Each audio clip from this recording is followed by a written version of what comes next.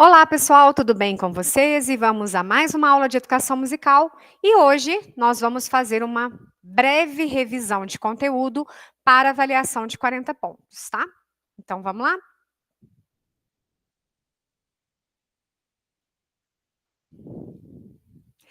A nossa avaliação, ela vai do dia 12 ao dia 19, desculpa, 17 do 9, considerando a primeira e segunda chamada no valor de 40 pontos para essa disciplina. Não é necessário agendamento para realizar a avaliação e nem para a segunda chamada, vai ficar liberado direto, e aí cada um vai escolher o momento que preferir para fazer, tá? Para dúvidas técnicas, né, vocês têm o telefone da ULI, também pode falar com a tutoria, com a coordenação e nos mandar e-mail. É claro que se fizer no domingo, gente, é mais complicado ter alguém online, né? Mas se fizer até no sábado, né, de preferência até o meio-dia, ou à noite, que seja, tem os tutores que trabalham à noite, tem o pessoal de suporte aí que está antenado com as dúvidas de vocês, o que vocês precisarem, tá? Mas no mais é muito tranquilo, é aqui no ambiente mesmo, é só vocês procurarem o ícone do Avalia, a prova ela tem uma duração geralmente de 4 horas, então não é legal ficar abrindo várias provas de várias matérias ao mesmo tempo, porque o tempo vai correr igual para todo mundo, né? Então, principalmente na questão dissertativa, que às vezes a gente tem que pensar um pouco mais, então eu sugiro que vocês façam uma de cada vez, tá? E dependendo do horário, de repente comece até pela discursiva, ao invés de fazer as objetivas, para que você tenha mais tempo para desenvolver ali a sua resposta. Lembrando que isso é um banco de sorteios, então, às vezes, uma questão discursiva que cai para um aluno não cai para outro, principalmente nas chamadas. A troca de segunda chamada, geralmente o banco faz uma nova versão de sorteio e as perguntas são diferentes, é claro, tá? O que estudar? Os conteúdos dos ciclos 1, 2 e 3, né? Vocês vão focar em método, escola nova e pedagogia ativa, né? Na unidade 2, focar na maneira que o Dalcroze desenvolvia a música, a ideia da musicalização, né, da educação musical, e depois na unidade 3, o Kodály. Tá?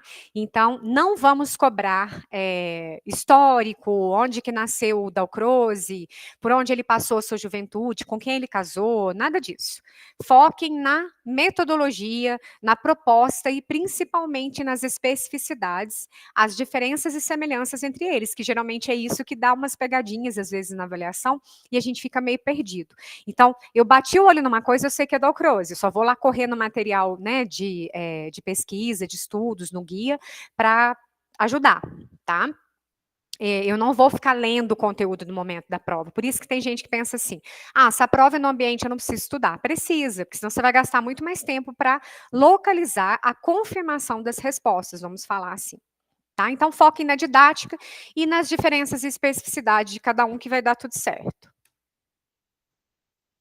Ciclo 1, vamos lá. Observem a importância do método contemporâneo ser um método consciente, integral e apelando para a técnica pura, corpo e mente, o intelecto e o domínio técnico instrumental. Então, quando a gente fala de metodologia ativa, de método contemporâneo, a gente está falando daqueles métodos em que todos os educadores, independente da forma principal ou da especificidade, né, que para um é um ritmo, para o outro é o solfejo, mas todos eles acham, né, e acreditam nas atividades práticas antecederem às teorias. Isso já é uma coisa que todos eles têm em comum. Tá? Atentar para a leitura de questões objetivas na interpretação. Às vezes a pessoa erra de bobeira assim, está falando, observe o estilo de solfejo utilizado por Dalcroze. Aí você vai e confunde com Kodály e marca a alternativa errada. Então, o que acontece? Ficar muito atento no enunciado. Muitas vezes a gente peca no enunciado. Tá? Então, se possível, até fiquem com canetas de cores diferentes aí, para quem prefere escrever mesmo, não ficar só na tela, e coloca lá, questão 1, Kodály, circula, aí você sabe que você não vai pecar de olhar o nome do autor errado. Ah, eu acho que é o Dalcroze, não vai lá conferir se é prova de consulta. Então, fiquem atentos ao enunciado. No primeiro capítulo, prestem atenção o que é método, né, e a possibilidade e diversidade. Qual que é a diferença de método para metodologia? Qual é a pedagogia proposta pelos métodos ativos, né?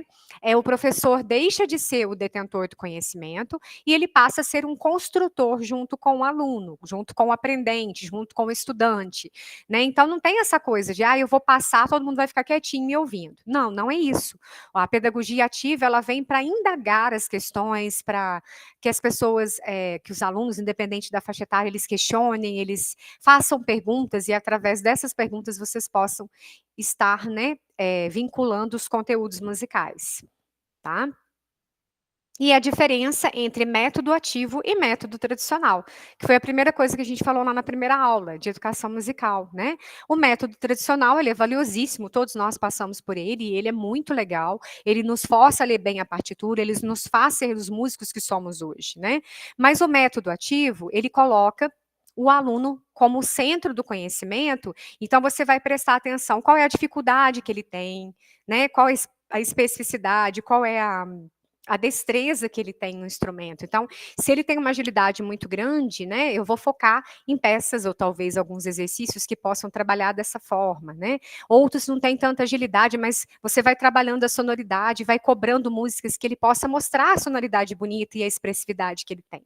Então é mais ou menos essa a diferença, né. No tradicional eu vou engessar, eu vou seguir lá um plano de curso que o diretor me dá, que a supervisora exige, e eu vou fazer exatamente o que está ali. O método ativo não. Eu vou pegar aqueles conteúdos tradicionais ou aqueles conteúdos que são a base, que são os tijolos, né, do conhecimento musical, e eu vou buscar de que melhor forma eu vou estar atendendo aquela turma.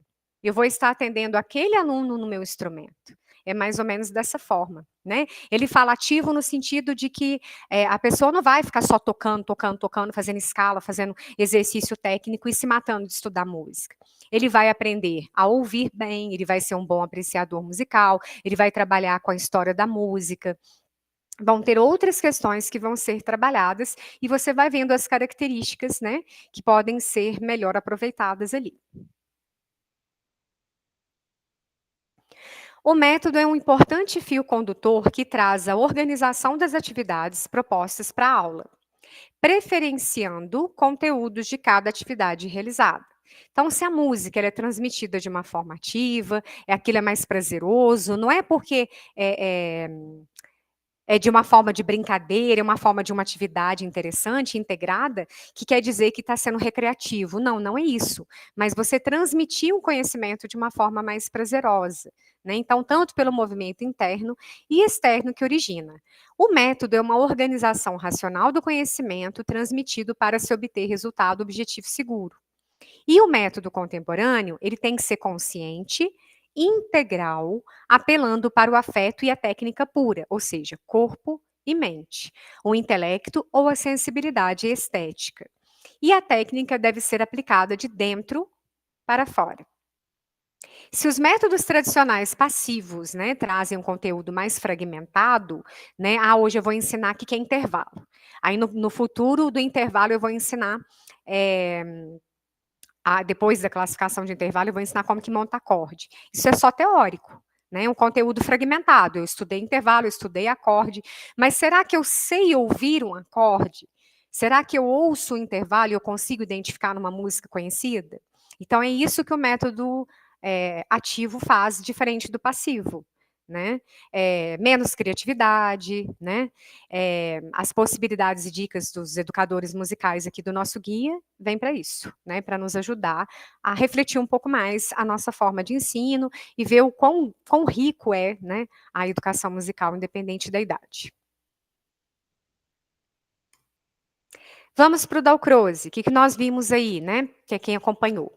Vocês vão focar na metodologia, principalmente no termo euritmia, na definição e na importância do contexto educacional. Por que euritmia é importante? Lá no guia, dá uma olhada lá por quê. Quais são os benefícios dela para o ensino musical, né? Ler a respeito da importância para o processo de educação musical e qual o tipo de solfejo utilizado pelo Dalcroze. Falando da euritmia, a gente fala que é bom ritmo, né? É o estudo que é feito, né, para para iniciantes principalmente, através do ritmo, através de atividades corporais, como a gente viu no ciclo 2, através de atividades que possam buscar, primeiramente, educar o nosso corpo. Né? É caminhar no pulso, é fazer a marcação da colcheia nos pés e a palma na semínima, segurar o pulso e o outro no pé você faz o ritmo, é trabalhar a figura musical de uma forma que você está caminhando, é entender o fraseado da música através do movimento dos braços, tudo isso está ligado com a euritmia. Já o tipo de solfejo, né, que o Dalcroze utiliza, o solfejo relativo, onde os movimentos corporais ascendentes e descendentes são expressados por movimentos e escritos principalmente por símbolos, né? Que no caso aí do guia, a gente colocou estrelinhas pretas e brancas ou bolinhas grandes e pequenas. Então você tem uma espécie de gráfico ali, né? Feito o desenho, não se preocupa com clave, nem com divisão de compasso naquele primeiro momento, apenas que a voz possa saber a ideia da subida e descida de sons, né? E podem também utilizar outras simbologias. Então, o solfejo é o relativo. Então, a gente tem a consciência do movimento, né? Euritmia significa do eu bom e ritmo, fluxo ou movimento, como nós já falamos anteriormente. 3 pressupostos, né, para o Dalcroze são essenciais. Todos os elementos da música podem ser experimentados através dos movimentos, através do corpo. Todo som musical começa com o movimento, portanto, o corpo que faz os sons é, sem dúvida, o primeiro instrumento musical que deveria ser treinado, e há um gesto para cada som e um som para cada gesto. Aqui, gente, não é euritmia, a gente está falando dos pressupostos e as dicas do Dalcroze, tá? Então, os estudantes podem estudar através do movimento, a acentuação, o fraseado, a dinâmica, o pulso, o andamento, a métrica, grave e agudo, explorar, né, plano baixo, médio, alto, né? Então, o baixo seria o grave, o médio, o som médio, e o alto seria o agudo. Então, todos esses movimentos, eles não são aleatórios e nem recreativos. Eles têm todo um sentido de acordo com a fraseologia, de acordo com a metodologia, ou a acentuação, ou a dinâmica que você está colocando ali ao tocar um instrumento para as pessoas caminharem, ou que seja através do áudio, tá? Não é aleatório.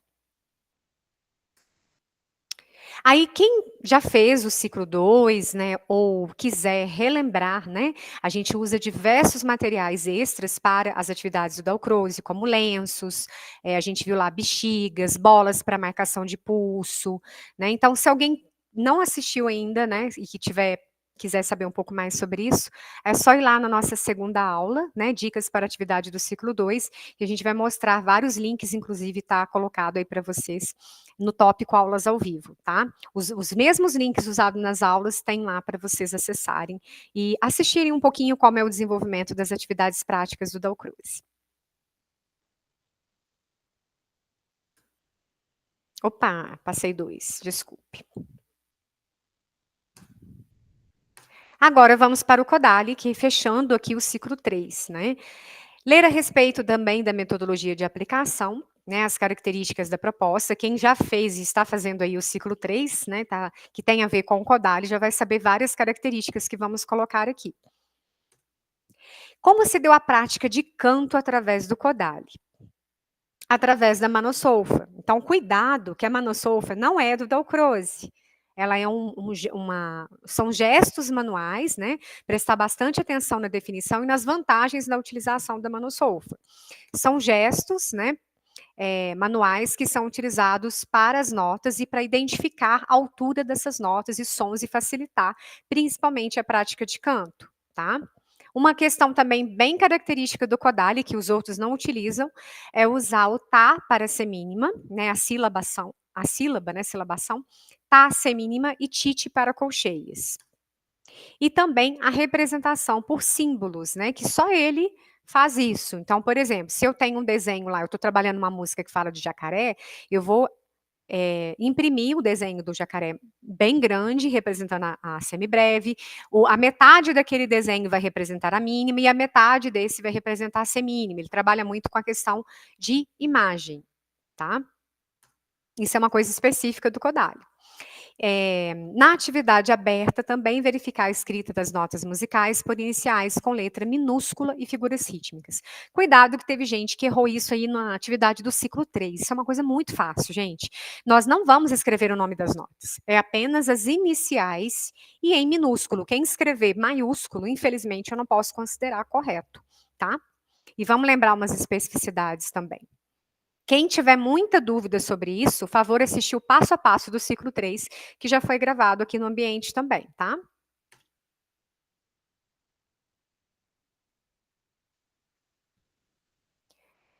Deixa só eu fazer uma prévia rápida aqui. O si, né, ele é representado pela letra T minúscula, para não confundir com S de sol. A gente viu que, acrescentando a vogal I minúscula, você acrescenta quando tem uma nota com sustenido. Então, se você tiver numa música, tonalidade de sol maior e aparecer o Fá sustenido, você não vai escrever F minúsculo, você vai escrever Fi. Fi. Se caso aparecer o bemol, vamos supor que tem o si bemol na sua música, você vai acrescentar, ao invés da vogal I, você vai acrescentar a vogal A. Então, vai ficar TA. Né? Então, as outras notas são iguais. Dó, D, E, Ré, R, Mi, M, F de Fá, S de Sol, Lá é o L minúsculo e o Si é a letra T, como eu disse anteriormente, para não confundir. E por que minúsculo? Porque as letras maiúsculas correspondem à cifra. E aí, para não confundir, o Kodály fez letra minúscula, tá bem? O sistema de duração rítmica através de sílabas relaciona figuras rítmicas com sílabas bem específicas, né? A gente tem uma associação silábica e duração da figura, e são utilizadas apenas as hastes. Então, na iniciação musical, o Kodály não se preocupa com pauta, a gente só faz as hastes das notas, não tem cabeça. Tá? Esse é o correto, se eu estiver fazendo, por exemplo, peixe vivo, né? Como pode o peixe vivo, que são colcheias, eu faria apenas as hastes do desenho da colcheia, eu não precisaria colocar a cabeça da nota, nem pauta, nem divisão de compasso, e nem nada disso, se a gente for seguir a orientação dele. E depois, abaixo, né, dessas figuras, eu colocaria as iniciais em minúsculo. Mi, sol, fá, lá, sol, mi, sol, fá, ré, fá, mi. A inicial em minúsculo. Tá? Isso é Kodály. O uso de sinais manuais, como nós já falamos, né, é um recurso indispensável, adaptado por um inglês, né? A Manosolf é o quê? Uma sequência de gestos manuais utilizada na aprendizagem de altura. E cada altura corresponde a um gesto diferente. E os gestos devem ser ensinados de maneira gradativa. E à medida que as notas aparecem, também, é claro.